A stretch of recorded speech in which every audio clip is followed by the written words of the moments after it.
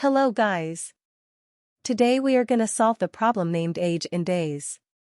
Here we are gonna calculate the age in years, month, and days format given the age in days. So what are we waiting for? Let's begin.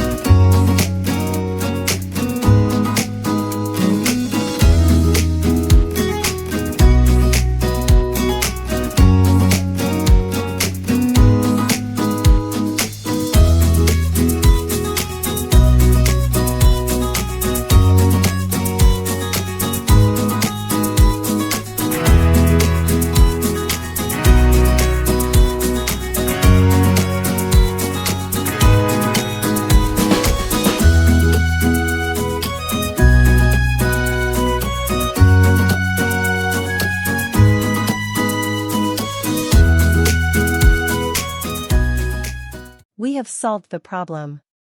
Hooray! See you soon guys. Do subscribe and follow my channel.